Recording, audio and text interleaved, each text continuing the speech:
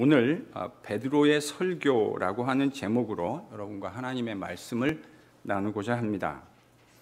제가 예전에 교회에서 청년들을 지도할 때 수련회를 가면 저희들이 자주 하던 게임이 하나 있었습니다. 그게 뭐냐면 유명한 성경 구절을 누구나 다 교회 한번 오신 분들이라면 다 알만한 성경 구절을 주고 그 다음 사람에게 말로 하지 않고 손동작, 발동작 해가면서 그 성경 구절을 설명하는 겁니다.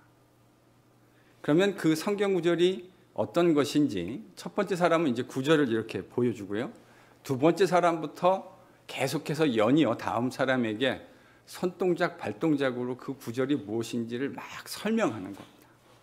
그러면 제일 마지막 있는 사람이 원래 성경 구절이 뭐였는지를 이제 모든 청년들 앞에서 맞추는 그런 게임이었습니다.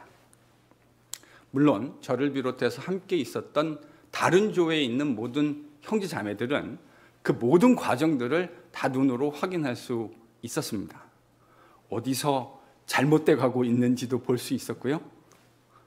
어떤 사람들은 어떻게 저 이야기를 저렇게 잘 설명하고 있는가 하는 것들을 우리는 모두 함께 한 교회로 청년으로 볼 수 있었습니다. 그런데요, 마지막 대답을 하는 청년들 가운데 여러분들도 이런 비슷한 게임을 예전에 해보신 일이 있지 않으십니까? 그런 분들이 있으실 수 있을 거라고 생각하는데 마지막에 이 대답을 하는 사람들 중에 잘 맞히던가요? 전혀 엉뚱한 성경 구절을 대는 청년들이 정말 한둘이 아니었습니다. 맞히는 비율보다 맞히지 못하는 사람들의 비율이 제 기억에는 훨씬 더 많았던 것으로 기억합니다. 물론 저는 목사로서 그 모든 과정들을 지켜보면서 이 청년들이 어디서 본 구절들을 오해하고 제대로 설명하지 못했는가 하는 것들을 나름대로 바라볼 수 있는 기회를 가지곤 했습니다. 청년들이 했던 수련회의 조별 게임이었지만 오늘날 우리에게 시사하는 바가 적지 않다 하는 생각을 하곤 합니다. 이게 만약에 수련회 게임이라면 별 문제가 되지 않겠지만 이것이 만약 우리 신앙생활의 영역에서 이러한 일들이 발생하고 있다고 한다면 경우에 따라서 매우 심각한 상황이 될 수도 있기 때문입니다.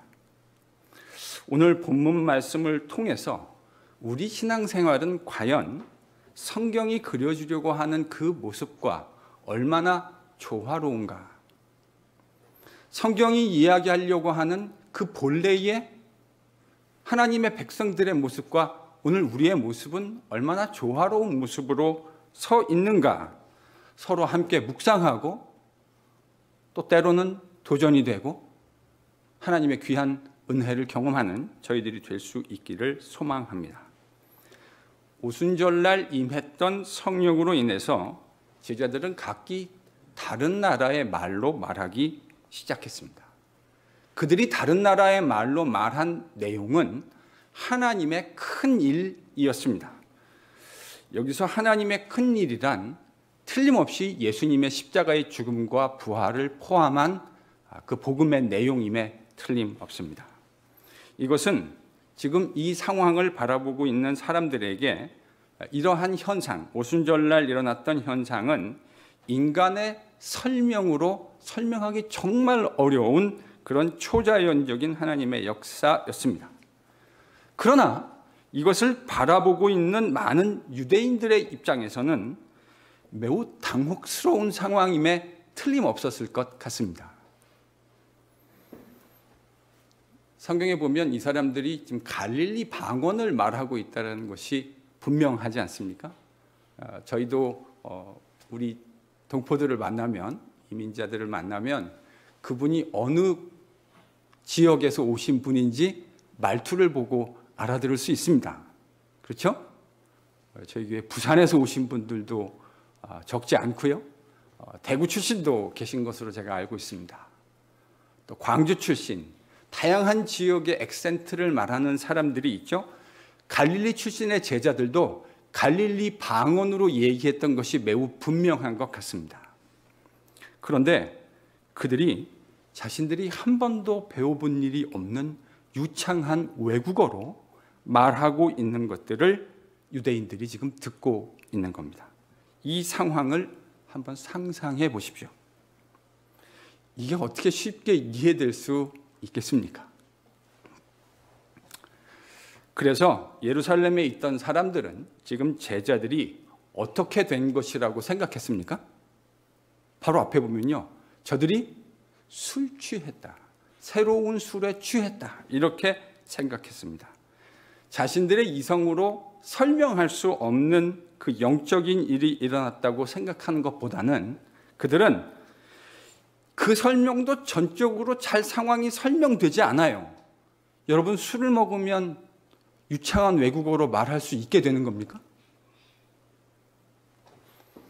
잘 설명이 되지 않기는 하지만 그들이 목격하고 있는 이 진기한 상황을 그들은 제자들의 술 취함 때문이라고 생각하고 있었습니다. 바로 이 대목에서 나머지 사도들의 지원을 받으며 베드로가 발언을 하기 시작합니다. 어떤 의미에서요, 베드로의 발언은 베드로의 설교다라고 이야기할 수도 있을 것 같습니다.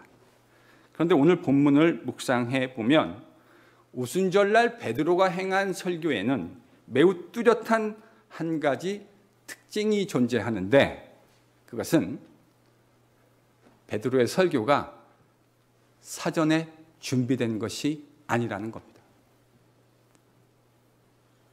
여러분, 목사의 설교가 준비되지 않으면 횡설수설하게 되어 있습니다. 준비되지 않은 설교는 그래요. 제가 지금까지 경험한 준비되지 않은 설교들을 제가 경험한 일이 있거든요. 그러면 무슨 말을 하는 건지 횡설수설하는 경우가 많아요. 그런데요, 오늘 베드로가 하는 설교는 횡설수설하는 설교가 아니에요. 그런데 분명한 건 준비된 일이 없는 것 같아요. 적어도 베드로는 지금 이 설교를 이 상황에서 하게 될 것이라고 예측하지 못했음에 틀림없습니다. 상황이 그렇죠. 주님이 약속하신 성령 언제 임하는지 베드로는 알지 못했습니다. 주님이 약속하신 성령, 제자들이 함께 모여서 오순절날 아마도 기도하고 있는 가운데 성령이 임했던 것 같습니다. 성령이 제자들에게 충만하게 임했을 때 제자들에게 나타난 현상은 그들이 각기 다른 나라의 말로 하나님이 주님 안에서 지금 행하시고 계시는 그 크고 놀라운 일에 대해서 듣게 된 것입니다. 요즘 우리말로 하면 전혀 배워본 일이 없는 다른 나라의 말로 예수님에 대한 그 부활의 복음을 제자들이 증거하고 있는 것들을 유대인들과 예루살렘에 있는 사람들이 보고 듣게 됐다는 말입니다. 이것을 베드로가 예측했다고 하는 것, 저는 가능하지 않을 것 같습니다. 베드로는 예측하지 못한 상황에서 지금 이 상황을 맞아들인 거예요. 그리고 베드로는 그러한 상황이 만들어낸 예루살렘 군중들의 그 당혹스러움에 대한 대답으로 지금 오늘 뭘 하기 시작한 거예요? 설교를 하기 시작한 거예요. 그들이 지금 당혹스러워하고 있는 그 당혹스러움, 그리고 말도 안 되는 나름대로 술 취했다고 하는 그 해석에 대해서 그것을 기회로 삼아서 설교를 할 수 있는 기막힌 찬스를 가지게 되었다는 말입니다. 그러니까 베드로의 설교는 미리 준비될 만한 특별한 시간적 여유가 없었던 것 틀림없습니다. 근데 참으로 흥미로운 것은 이제 우리가 오늘 같이 묵상하겠지만 이 베드로의 설교가 즉흥적으로 되어질 수 있는 일이 아니라는 데 있습니다.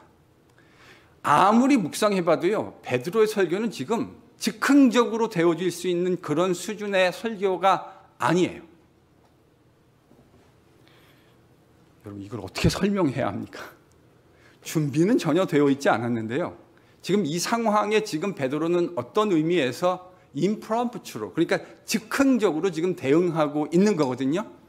전혀 예측할 수 없는 상황에서 설교를 하게 됐는데 그 설교의 내용은 매우 논리정연하고 깊은 묵상이 있는 것이라는 사실을 생각하지 않을 수가 없어요. 물론 베드로는 지난 50여일 동안, 예수님의 부활 이후 50일 동안 예수님의 십자가와 부활이라고 하는 기막한 사건을 경험했습니다. 그의 두 눈으로 주님이 십자가 지시는 것과 주님이 부활하신 것을 그는 목격했어요. 40일 동안 친히 주님이 그들과 베드로와 함께 하시며 주님의 부활과 하나님 나라의 그 일이 어떤 것인지를 주님은 친히 40일 동안 인텐시브 세션으로 강의해 주셨습니다. 틀림없이 그 묵상이 이 이야기에, 이 베드로의 설교 뒤편에 있다고 하는 것, 저희가 인정하지 않을 수 없습니다. 틀림없이 그랬을 겁니다. 근데요, 그리고 이에 더해서 아마도 이 대목에서 우리는 이전 요한복음 고별 설교에서 주님이 하셨던 그 말씀의 한 대목을 생각해 보는 것이 유익하리라 생각합니다. 요한복음 14장 26절입니다. 요한복음 14장 26절입니다.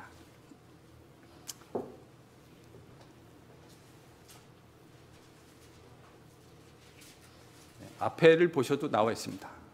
14장 26절 같이 한번 읽어볼까요? 같이 읽습니다. 시작.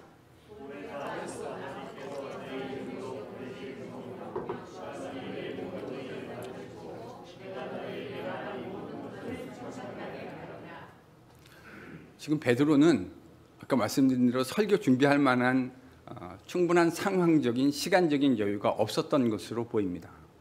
그런데 이제 베드로의 설교 보시면 알겠지만 베드로의 설교는 그냥 막 즉흥적으로 되어졌다는 생각보다는 참 깊은 묵상이 있었다 하는 것을 우리가 인정하지 않을 수가 없습니다.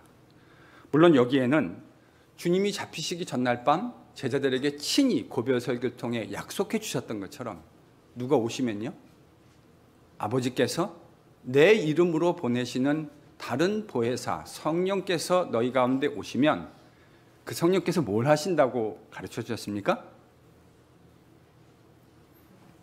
너희에게 모든 것들을 가르쳐 주실 것이요, 또한요 내가 너희에게 말했던 모든 것들을 생각나게 해 주실 거다. 주님이 가르치셨던 그 내용들을 다 떠올릴 수 있도록, 주님 그 말씀이 이런 말씀이었구나 라고 깨달을 수 있는 바로 그 깨달음을 누가 주신다고 말씀하셨어요? 성령께서요. 그러니까 지금 제자들을 가르치고 주님 말씀하신 것을 생각나게 해주시는 성령께서 지금 베드로의 설교에 깊은, 베드로가 묵상을 할 때 그 묵상 가운데 깊은 깨달음을 누가 주셨다고 우리가 생각해야 될까요? 성령께서요. 그리고 그 가르침을 주님이 가르쳐 주신 가르침과 연결할 수 있는 그 깨달음과 통찰력을 성령께서 베드로에게 제공해 주신 겁니다. 그래서 베드로는 성령의 도우심으로, 성령의 조명하심으로, 성령의 깨닫게 하심으로 예루살렘 사람들에게, 지금 예루살렘에서 이 오순절 기막힌 광경을 바라보고 있는 사람들에게 놀라운 해석을 제공해 줄 수 있게 된 겁니다. 베드로의 설교는 이렇게 시작하죠. 일단 성령에 의해서 일어난 일에 대한 그 사람들의 반응, 그 반응은 뭐였다고요? 저들이 지금 술 취했구나, 새술에 취한 것이라고 하는 그들의 그 반응에 대해서 베드로가 그냥 지나가지 않습니다. 제자들이 술 취한 거 아니다, 그렇게 이야기하는 이유 중에 하나가 뭐죠? 지금 시각이 몇 시입니까? 3시요. 유대인의 시각에 6을 더하면 오늘날의 시간이 되는 거죠. 그러니까 지금 이게 몇 시입니까? 아침 9시요. 여러분, 아침 9시에 술을 드시는 분, 덜어 있을 수 있겠죠. 알코올 중독자 같은 분들 아침에도 일어나셔서 목이 칼칼할 때 술 한잔 드실 수 있을 것 같습니다. 그런데 지금 여러분 120명이나 되는 사람이 함께 모여서 아침 9시부터 아침술을 드셨다.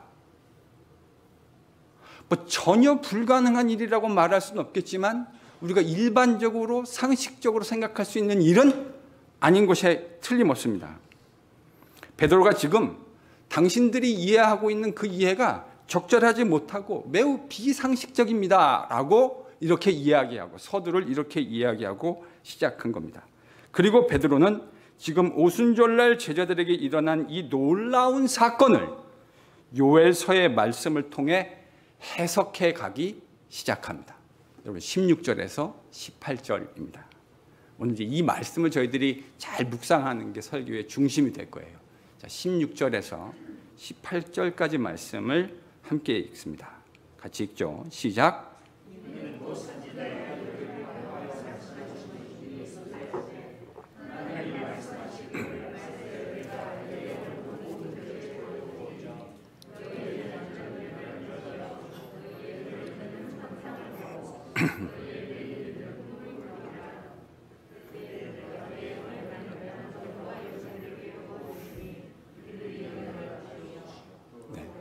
네.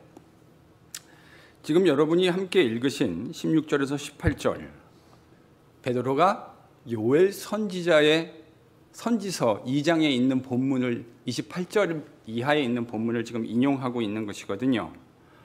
베드로는 지금 이렇게 이야기하고 있는 겁니다. 이게 우연히 얼떨결에 되어진 일이 아니라 하나님께서 요엘 선지자를 통해서 이미 구약에서 말씀하셨던 그 내용이 성취되고 있는 겁니다. 지금 베드로가 이렇게 얘기한 거예요. 이 놀라운 광경을 바라보는 사람들에게 결코 이 일이 우연이 아니라 하나님의 말씀의 성취라고 베드로가 이야기하고 있는 겁니다. 이게 지금요, 오순절날 발생했던 사건에 대한 베드로의 해석입니다. 그럼 여러분, 요엘 선지자가 예언한 구체적인 내용이 무엇인가 저희들이 생각해 봐야 되겠죠? 그것은 하나님께서 역사의 마지막에, 말세에, 요엘 본문에는 그 후에, 이 일 후에 이렇게 되어 있는데 베드로는 그 말을 말세라고 해석했습니다. 말세에 하나님께서 당신의 영을 모든 육체에 부어주시겠다. 그게 요엘서 2장 28절 이하가 이야기하고 있는 예언의 핵심입니다. 말세에 누가요? 하나님께서 당신의 영을 모든 육체에게 부어주신다. 아마도 현대교회 성도들은 지금 사도행전에서 베드로가 이야기하고 있는 이 요엘서 본문의 의미를 오해하기 쉽지 않으실까 생각합니다. 여러분, 지금 요엘 선지자가 예언하고 있는 이 예언의 내용이 뭐라고 생각하십니까? 하나님께서 말세에 우리들에게 성령을 부어주시는 거구나. 그래서 우리가 그 성령 받은 결과로 성령의 각종 은사들 어떤 내용으로 담고 있죠? 꿈꾸고 환상을 보고 예언을 하고. 하나님이 성령을 말세에 우리 육체에 부어주시는구나. 그래서 우리가 그 성령을 받으면 꿈꾸고 환상 보고 예언하게 되는 거구나. 뭐 대략 이렇게 이 본문의 의미를 이해하기 쉽습니다.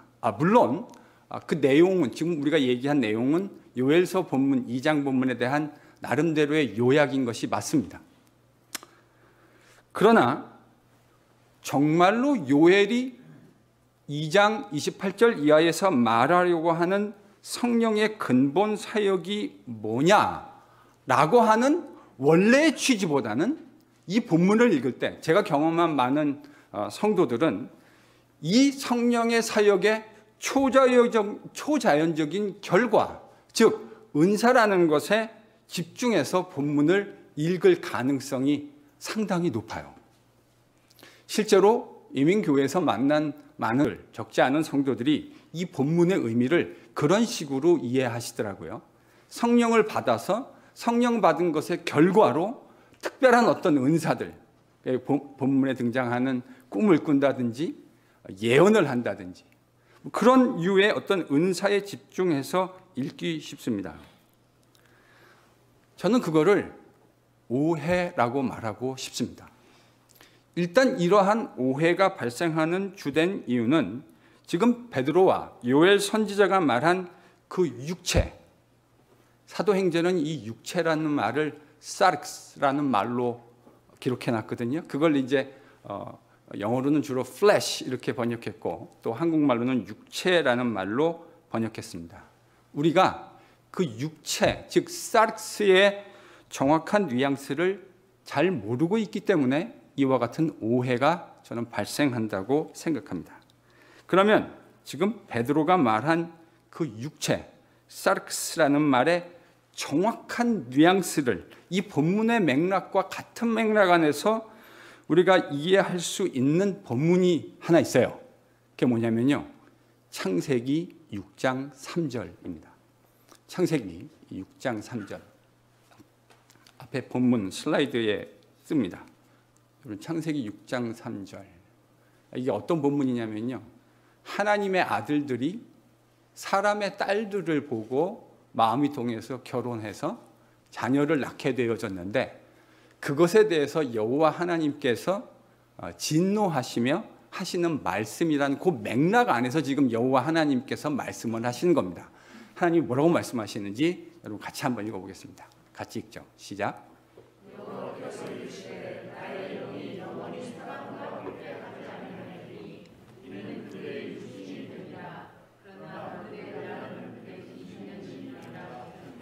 자, 이 일로 인해서요, 하나님이 인간의 육신의 수명을 120년으로 만들게 되어지는 이제 사건, 그 이야기가 기록되어져 있는데 여기서요, 지금 여호와 하나님께서 뭐라고 말씀하셨냐면 나의 영이 영원히 사람과 함께하지 아니하리니, 이는 그들이 뭐가 된다고요? 육신이 됨이라. 육신. 지금 저 육신이라는 말이 70인경에서 사르크스를 번역한 겁니다. 사실 개역, 우리가 예전에 많이 보던 개역 성경은 저걸 오늘 우리의 말하고 똑같이 육체라고 번역해 놨어요. 근데 이 번역한 분들이 이제 그 육체를 아마 육신이란 말로 번역한 것 같아요. 뭐 정직하게 저는 그게 뭐가 의미가 그렇게 많이 달라졌는지는 잘 모르겠습니다.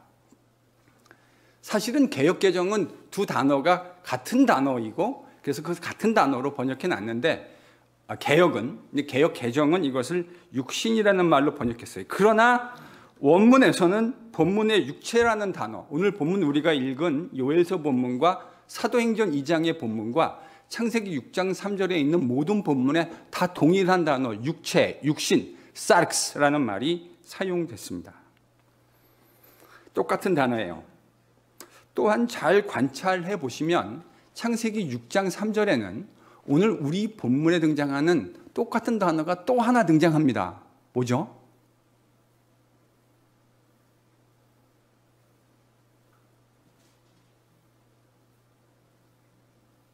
창세기 6장 3절을 보면요, 오늘 우리 본문에 등장하는 같은 의미를 가진 단어가 또 하나 등장해요.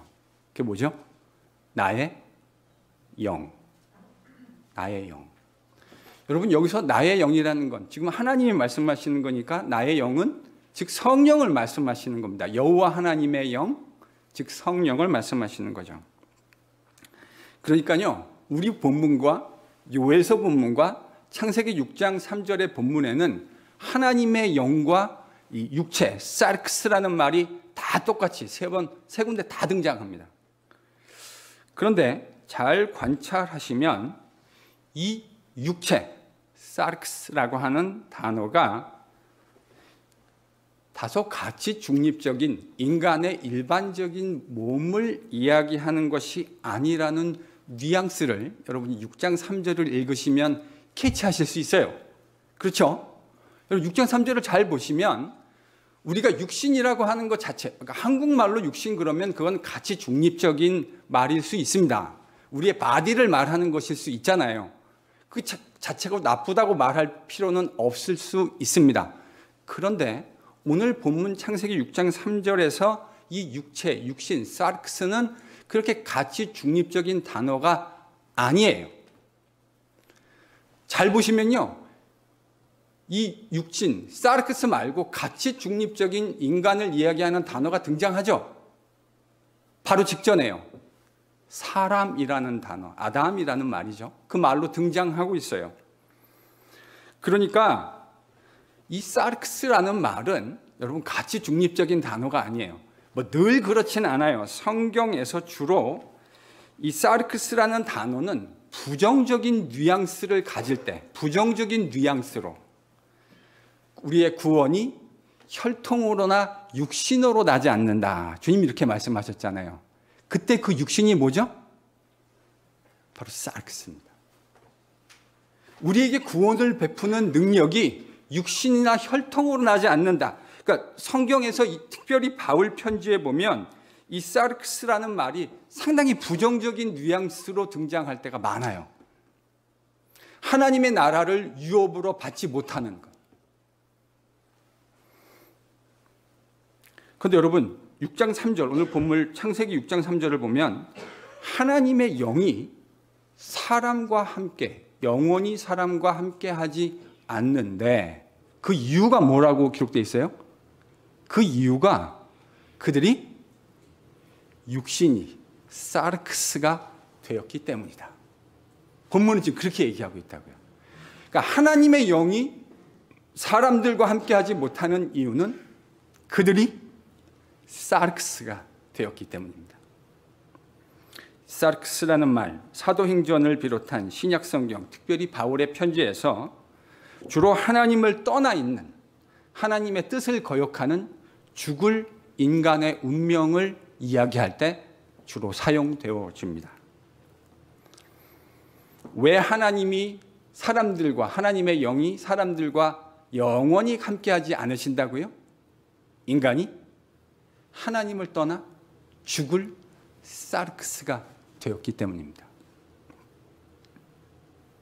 그런데 지금 요엘 선지자는 마지막 날에 하나님께서 행하실 놀라운 사역을 말씀해 주시는데 여러분 그게 뭐죠?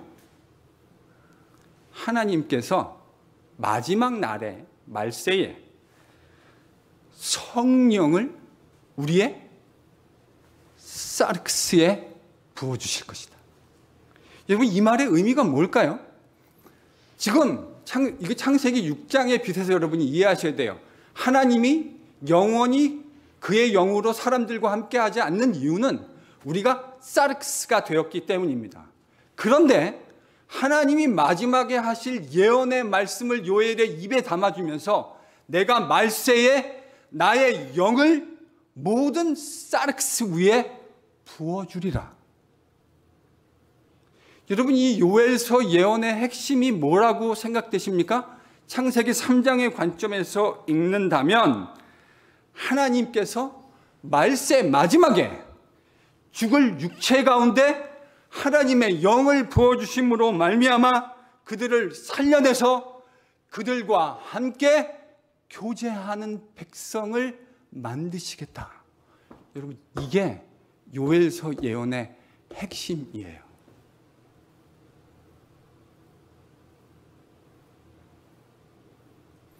요엘서 예언은 신비로운 은사들을, 성령을 받으면 그런 은사들을 하게 될 거라는 거에 방점을 찍은 것이 아니고요. 요엘서 예언의 핵심, 엠퍼시스가 어디에 있습니까? 성령이 임하시면 사르크스가 그 성령을 받아서 뭐가 되는 거예요?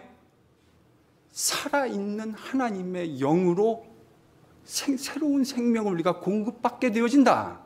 여러분 지금 요엘서 선지자의 예언은 여기에 방점이 있는 거예요. 우리가 완전히 죄송한 말로 헛다리 짚었죠. 요엘서 예언이 말하려고 하는 진짜 핵심은 집어 던져놓고 껍데기를 붙들고 있었다고 말해도 과언은 아닐 것 같습니다. 하나님이 죽을 사르크스 육체에 성령을 부어주어서 그들을 살려내시고 그들과 함께 교제하는 그런 새 창조의 사람으로 만들어내겠다는 약속, 여러분 이게 요엘서 선지자의 약속입니다. 믿으실 수 있는 은혜가 임하기를 바랍니다. 그러니까 핵심은요, 성령 부어주심을 통한 새로운 창조입니다. 요엘 선지자가 말하려고 했던 핵심은 성령이 부어짐을 통한 새로운 창조 사역이에요. 그게 요엘서가 말하려는 핵심입니다. 하나님이 성령을 부어주셔서 사람들이 환상 보고 예언하는 초자연적인 은사를 가지게 된다. 이게 말하려는 핵심이 아니고요. 그게 요엘서가 가장 중요하게 말하려는 초점이 아니라고요. 요엘서의 예언의 핵심은 성령을 통해 예수님의 십자가와 부활의 효력이 모든 죽을 육체에 부어져서 그들이 새로운 하나님의 창조의 피조물로 만들어진다고 하는 놀라운 이야기입니다. 그것이 요엘서 예언의 핵심이고 요엘이 예언했던 그 놀라운 일, 바로 그것이 지금 성령의 부어짐을 통해서 누구에게 일어나고 있는 거라고 얘기하는 겁니까? 제자들에게. 일단 1차적으로 제자들에게 그런 일이 일어나고 있다고 말하고 있는 겁니다. 그러니까 요엘서 이야기는 새로운 우리 주님을 믿음으로 말미암아 발생하게 되어지는 새로운 창조에 대한 이야기이고, 베드로는 그 요엘서의 말씀을 지금 제자들의 오순절 사건에 적용해서 이야기하고 있는 겁니다. 이렇게 요엘서의 핵심을 창세기 6장의 빛 아래서, 제가 지금 강조점이 뭐라고요? 요엘서의 핵심은 성령을 통한 새로운 창조라고요. 이렇게 얘기를 했는데도 여전히 이런 질문을 하시는 분들이 혹 계실 수도 있을지 모르겠습니다. 목사님, 맥락은 무슨 말인지 알겠는데, 그렇다면 본문에 등장하는 꿈꾸는 것, 환상을 보는 것, 그리고 예언하는 것, 그럼 이건 도대체 뭐를 이야기하는 겁니까? 이 상징적인 이야기라고 이야기해야 되나요? 도대체 이게 무슨 이야기하는 겁니까? 여러분, 일단 본문이 말하려고 하는 핵심 논지를, 이걸 일단 잘 잡는 것이 참 중요합니다. 성경 해석할 때 늘 그래요. 이게 도대체 무슨 얘기냐라는 걸 먼저 잘 이해해야, 핵심 센터를 잘 잡아야 이제 나머지 이야기들을 잘 이해할 수 있습니다. 일단 본문이 말하려고 하는 논지는 창세기 6장과 요엘서 2장의 관점에서 말하려고 한 핵심이 이거죠. 하나님이 죽을 육체에 성령을 부어주시는 것의 결과로 그들이 새로운 사르크스에서 새로운 하나님의 영을 가진 사람들로 변화되어지는 것, 새로운 창조의 피조물로 지어지는 것, 이게 핵심이라고 말씀드렸습니다. 즉 새로운 창조의 피조물로 지어지는 것, 이게 핵심이에요. 예수님을 믿음으로 성령 받고 그 새 창조의 역사를 경험하게 되는 사람들이 행하게 되어질 목록 가운데 지금 이것이 등장하는 것 아닙니까? 그렇죠? 꿈꾸는 것, 예언하는 것, 환상을 보는 것. 그것이 새 창조의, 지금까지 우리가 얘기한 새 창조의 피조물로 지어지는 사람들이 경험하게 되어질 일들이에요. 그러니까 이게 중요해요. 이런 새 창조는 딱 집어 던져놓고 은사로 점프해서 가시면 안 됩니다. 그건 맥락을 벗어나는 거예요. 그럼 꿈꾸는 것, 환상 보는 것, 예언하는 것, 이건 도대체 이 맥락에서 뭐를 이야기하고 있는 것일까? 제가 뭐가 중요하다 그랬죠? 맥락이요. 맥락. 여러분 지금 맥락을 잘 보십시오. 베드로는 요엘이 예언한 이 내용을 지금 누구에게 적용하고 있죠? 지금 요엘서 이 예언을 누구에게 지금 적용하고 있습니까? 제자들에게요. 제자들에게서 지금 성령을 받았지 않았습니까? 그러니까 그게 바로 요엘이 얘기한 대로 하나님이 말세에 모든 사르크스 위에 육체 위에 성령을 부어주실 것이다. 성령을 부어주시면 그들이 꿈꾸고 환상 보고 예언하게 될 것이다. 여기서는요, 뭐 문자적으로 나이 많으신 분들은 꼭 꿈꿔야 되고 이런 의미가 아니에요. 여기 등장하는 내용들은 하나님의 언약 공동체의 남녀노소를 물어나고 모든 사람들이, 어린 자녀들과 젊은이들과 장년들과 노년들이 예외 없이 하나님이 하시는 일에 동참하게 될 것이라고 하는, 그들이 모두가 성령을 받게 될 것이라는 이야기인데, 지금 이 내용은요, 구체적으로 요엘서 예언을 제자들의 오순절 사건에 지금 적용하고 있는 거잖아요. 그러면 여러분, 이 예언과 환상 보는 것과 꿈꾸는 것과 견줄 수 있는 지금 제자들이 하고 있는 특별한 성령의 사역의 결과는 어떤 거죠? 말이 좀 어려웠나요? 요엘서는 예언하고 환상 보고 꿈꾸는 것을 이야기하고 있어요. 성령 받음의 결과로. 그러면 이 이야기를 지금 제자들이, 베드로가 자신들의 경험에, 오순절 경험에 적용하고 있잖아요. 그럼 베드로는 지금 그런 특별한 사역을 제자들이 경험하고 있는 어떤 것의 관점에서 해석하고 바라보고 있는 것이죠? 그들이 방언한 거예요. 그들이 방언한 거예요. 다른 나라의 말로 말한 것을 지금 요엘서의 관점에서 베드로가 해석하고 적용하고 있는 것임에 틀림없지 않습니까? 문맥이 그래요. 제자들은 성령 받아서 하나님의 큰 일에 대해서 다른 나라 말, 방언으로 말하고 있는 겁니다. 지난주에 묵상한 대로 제자들이 말했던 방언 그 자체에 누가는 강조점을 두고 있지 않아요. 그게 아무런 의미가 없다, 이런 말은 아니에요. 그러나 그게 핵심은 아니라는 거죠. 여러분, 이런 게 중요해요. 핵심과 주변적인 것이 있을 때 꼭 주변적인 것을 붙들고 핵심인 것처럼 말하는 분들이 있어요. 그거는 여러분 호도하는 거예요. 핵심이 뭔지를 알아야 주변적인 것들이 정리가 되는 겁니다. 지금 제자들에게 방언을 통해서 얘기된 건 방언 자체가 핵심이라기보다는 방언을 통해서 하나님의 일에, 큰 일에 대해서 증언하는 것이 핵심이라고 말했죠. 지난주에 그렇게 설교했습니다. 문맥 속에서 하나님의 큰 일이란 새로운 창조의 세상이 오기 위해서 예수께서 십자가를 통해 돌아가시고 3일 만에 부활하셨다고 하는 내용을 담고 있는 것임에 틀림없습니다.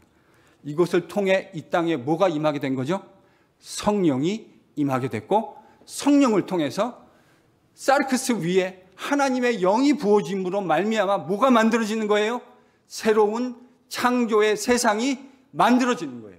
그게 요엘 선지서 예언의 핵심이고, 베드로는 그 요엘 선지서의 예언의 관점에서 지금 자신들이 경험한 일을 해석하고 적용하고 있는 겁니다. 그러니까요, 방언이 핵심이 아니라 뭐가 핵심이라고요? 하나님의 큰 일, 그리스도 예수 안에 있는 하나님의 큰 일. 포장지가 중요한 게 아니고요, 포장지 안에 뭐가 담겼느냐, 여러분 이게 중요한 거 아니겠습니까?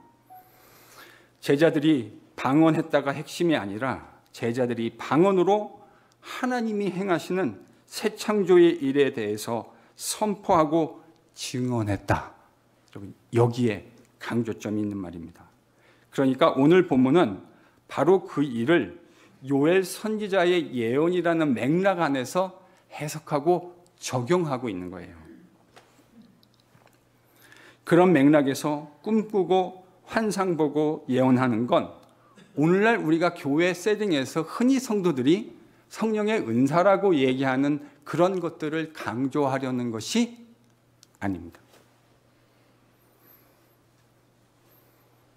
이런 특별해 보이는 성령의 역사를 통해서 그들이 지금 무엇을 바라보고 무엇을 꿈꾸고 무엇을 염원하고 무엇을 증언하는 삶을 살고 있느냐, 여러분 여기에 핵심이 있는 거예요. 제자들이 꿈꾸고 환상 보고 예언했다. 하나님 백성들은 다 그렇게 될 것이다. 그러니까 우리가 은사를 받자. 성령 받으면 그런 은사를 받습니다. 여러분 여기에 강조점이 있는 것이 아니고요, 성령을 받으면, 예수 그리스도를 구주로 믿어 성령을 받고 성령을 통해 성령께서 우리의 사르크스에 임하면 우리가 새로운 창조의 피조물로 만들어지고 새로운 창조의 피조물로 만들어진 사람은 예수 그리스도를 통해 이 땅에 임하시는 하나님의 새로운 창조의 생명으로 충만해지고 그 사람은 바로 그 하나님 나라의 일들을 꿈꾸고 염원하고 그 일에 포커스를 맞추고 그 일에 대해 이야기하며 증언하는 삶을 살 수밖에 없다. 여러분, 지금 이게 누가가 말하려고 하는 핵심이에요. 너무 당연한 이야기 아닐까요? 생명이 없던 자가 이제 예수님의 그 복음의 메시지를 통해서 그의 죽으심과 살아나심을 통해서 성령을 받았다고요. 여러분, 저는 어렸을 때 귀신 들린 사람 본 적 있어요.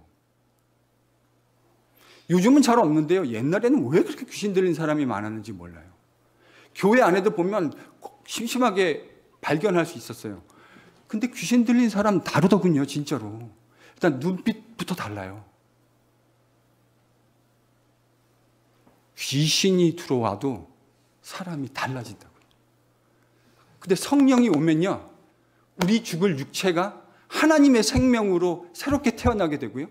새롭게 태어난 사람은 내 안에 임한 성령으로 말미암아 하나님 나라의 일들을 꿈꾸지 않을 수가 없어요. 그 하나님 나라의 일들에 관심이 쏠리지 않을 수가 없고 어떻게 해서든지 내 인생과 내 삶을 통해 내 주변에 있는 형제들과 교회의 삶을 통해 우리가 어떻게 그 예수 그리스도의 생명의 증인될 것인가 하는 일을 거기에 관심 갖지 않는 것이 오히려 더 이상해요.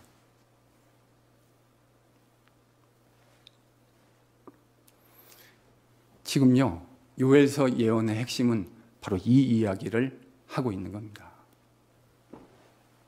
베드로 해석의 핵심은 우리 주님 예수 그리스도의 십자가와 죽음과 부활로 만들어지는 새로운 창조의 세상에 대한 이야기입니다. 한번 옆에 있는 분들과 함께 따라해 보시죠. 따라합니다. 베드로 설교의 핵심은? 답이 뭐죠? 새 창조다. 네, 새 창조다. 다시 한번 합니다. 베드로 설교의 핵심은 새 창조다. 여러분, 우리 마음속에 이거를 잘 박힌 목과 같이 잘 새겨놨으면 좋겠습니다. 은사 지금 얘기하려는 게 그게 없다라는 말이 아니에요. 제가 지금 그런 게 아무 하찮은 것이고 의미 없다, 이게 아니에요. 그런 것들이 동반될 수 있어요. 그러나 꼭 동반되지 않아도 괜찮아요. 왜요? 핵심이 뭔지를 아니까. 그렇지 않습니까? 아니, 핵심이 뭔지를 아는데 주변적인 거는 올 수도 있어요. 하나님의 뜻에 따라 여러분이 예언하실 수도 있을 것이라고 생각해요.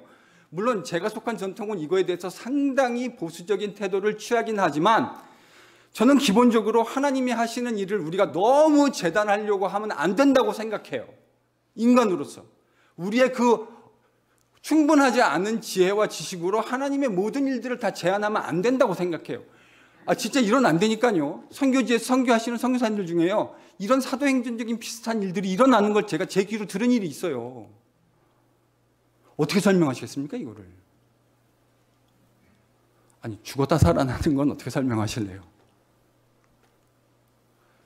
우리도 분명히 다시 살아날 거라고요. 여러분, 그게 기독교 믿음 아닙니까? 여기 왜 앉아 계세요?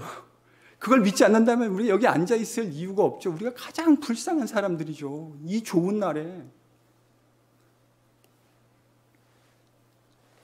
베드로 설교의 핵심은 새로운 창조입니다.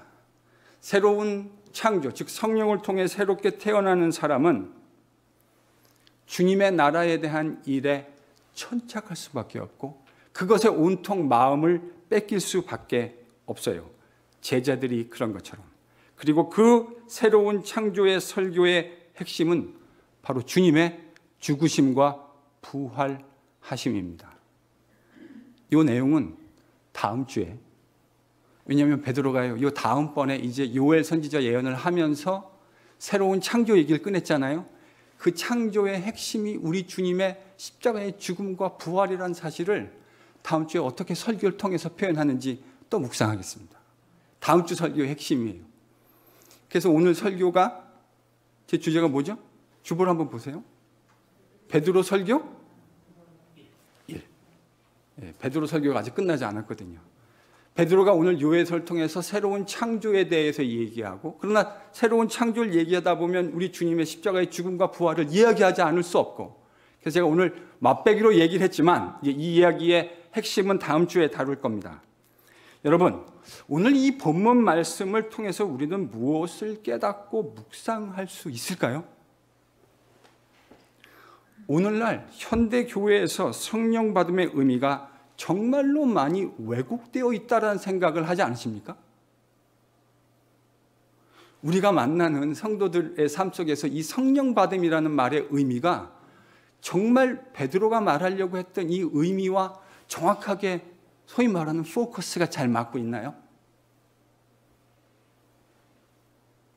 저는 어느 정도, 물론 상황에 따라 다 다르겠죠. 모든 교회마다 다 다를 텐데 어느 정도 왜곡되어 있고 일탈되어 있는 것이 아닌가 하는 생각을 목사로서 하지 않을 수가 없습니다. 오순절날 성령이 임하신 사건을 베드로가 어떻게 해석하고 있습니까? 그것은 창세기 6장 또 요엘서 2장의 예언에 따라 성령 받음의 핵심은 새로운 창조의 생명으로 태어나는 겁니다. 그게 핵심이에요. 우리가 예수님을 구주로 고백한다는 것은 그가 십자가에서 우리의 죄악을 도말하시기 위해서 돌아가시고 우리에게 이 새로운 창조의 생명을 주시기 위해서 부활하셨다는 것을 믿는 것을 의미합니다. 이것을 믿음으로 고백하는 자들에게 누가 임하시죠? 성령께서 임하십니다. 그래서 성령은 이 고백을 행하는 모든 진실한 신자들에게 오늘도 새로운 창조의 생명의 역사를 우리 가운데 이루어 가시는 줄로 믿습니다. 바로 그게 기독교 신앙이에요. 예수 그리스도께서 2000년 전에 행하신 십자가의 죽음과 부활 사건이 오늘날 우리와 맞닿아 있고 그 주님을 나의 구주로 고백한다고 하는 것이 바로 주님의 죽음이 바로 그리스도 예수 안에서 나의 죽음이 되고 그의 부활이 나의 부활이 되어 내가 새로운 창조의 생명으로 성령의 역사를 통해 동행하게 되어진다. 이게 베드로가 지금 하고 싶은 이야기의 핵심이라고요. 믿으실 수 있는 은혜가 임하기를 바랍니다. 우리가 이 일에 집중해야 하지 않겠습니까? 교회의 사역의 핵심이 이것이 되어야 하지 않을까요? 왜냐하면 이 일로 탄생한 것이 바로 교회이기 때문이에요. 그러니 교회가 이 일을 제쳐놓고 다른 일에 천착한다는 것, 그것은 성령을 보내신 우리 아버지 하나님과 우리 주님 예수 그리스도의 의도에 벗어나는 거예요. 저는 우리 교회가 바로 이 일에 집중할 수 있는 은혜가 임할 수 있기를 간절히 축원합니다. 이렇게 성령으로 충만한 사람, 즉 예수의 영으로 충만한 사람은 예수님이 만드시는 새 창조의 세상에 관심을 가지지 않을래야 않을 수가 없어요. 그게 온통 그 사람의 제일 중요한 제1의 관심사가 되게 돼 있어요. 여러분, 그게 바로 뭐 받음의 증거예요? 성령 받음의 증거예요. 성령을 받았는데 나는 주님이 이루시는 그 나라에 대해서 한 주가 지나가도 한 번도 생각하고 살지 않는다. 저는 이게 좀 문제가 있다고 생각합니다. 본문의 관점에서 보면요, 이건 문제가 심각한 거죠. 왜냐하면 성령이 임하면 바로 그와 같은 주님의 나라 일들을 꿈꾸고 그거를 염원하게 되어 있고 그것을 말로 표현하게 되어져 있고요. 그게 너무 당연한 거예요. 지금 그 얘기를 베드로가 하고 있는 것 아닙니까? 그의 마음이 세상에 있는 그 어떤 것보다 주님이 주시는 바로 이 주님이 이루시는 새로운 나라에 대한 이야기로 가득하기 때문입니다. 그래서 그런 사람은 예수님과 말씀으로 나누는 교제를 사랑하지 않을 수가 없어요. 왜냐하면 그 말씀이 늘 그 얘기를 우리에게 리마인드 시켜주니까, 내가 무엇에 초점을 가지며 살아야 하는지를 우리에게 늘 이야기해 주니까. 저는 이런 관점에서 우리 교회가 예수의 영으로 충만한 교회가 될 수 있었으면 참 좋겠습니다. 예수의 영으로 충만한 교회. 성도들이 이 새로운 창조의 하나님의 나라에 대한 일로 가슴이 뜨거워졌으면 좋겠어요. 그래서 서로 만나면 그 말씀을 나누는 진솔한 교제, 그것들을 즐거워하고 사모하고 내 안에서 일하시는 주님뿐만 아니라 형제의 삶 속에 일하시는, 우리 안에 일하시는 성령 하나님의 일들을 서로 확인하고 기뻐하고 즐거워하고 같이 울고 같이 웃을 수 있는, 여러분, 이게 성령을 통해서 주님이 만들려고 하시는 공동체의 모습 아니겠습니까? 우리 이런 공동체 만들어야 하지 않을까요?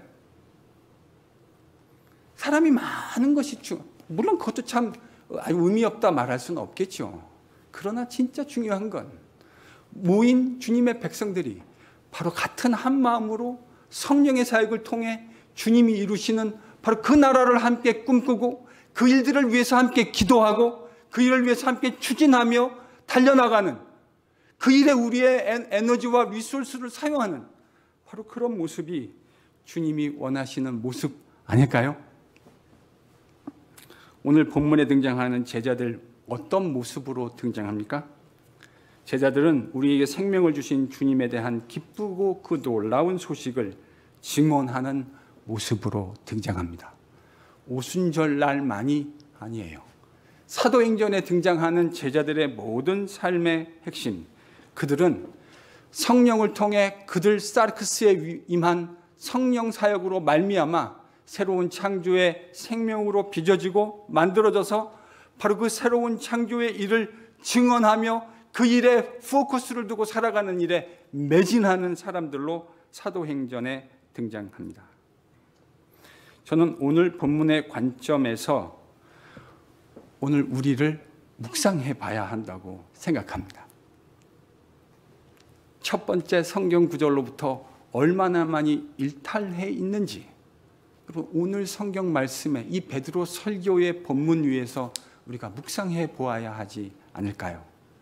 나는 과연 성령을 통해 새로운 창조를 일으키시고 그 창조의 사역을 교회에 위임하신 아버지 하나님과 우리 주님 예수 그리스도의 그 뜻과 얼마나 조화롭게 살아가고 있는가? 나는 과연 오늘 어디에 서 있는가? 이 본문의 관점에서 생각해 보시고 묵상해 보실 수 있는 귀한 은혜가 임하기를 축원합니다. 이 말씀의 거울 앞에 살펴보고 우리 모두 말씀의 좌표로 돌아가는 일이 일어났으면 참 좋겠습니다. 우린 정말로 주님의 성령을 받은 사람이 맞습니까? 내가 성령 받았다고 하는 건 내 입술에만 있습니까? 아니면 내 삶으로 온전히 오롯이 증거되고 있습니까? 우리는 주님께서 허락하신 새로운 창조의 세상에 대해서 얼마나 열망하며 꿈꾸며 그 세상에 대한 증인으로 살아가고 있습니까? 사랑하는 성도 여러분, NGPC의 새로운 10년, 이곳에서 예배하는 모든 이들이 진정으로 성령 받은 사람이 될 수 있기를 축원합니다. 그 성령 받은 사람으로 예수님이 가져오신 그 하나님의 나라를 꿈꾸며 그 나라를 생각하고 염원하고 부활의 증인이 되는 그 일에 최선을 다하는 주님이 기뻐하시는 한여름의 시원한 생수 같은 그런 NHPC가 될 수 있기를 예수님의 이름으로 간절히 축원합니다.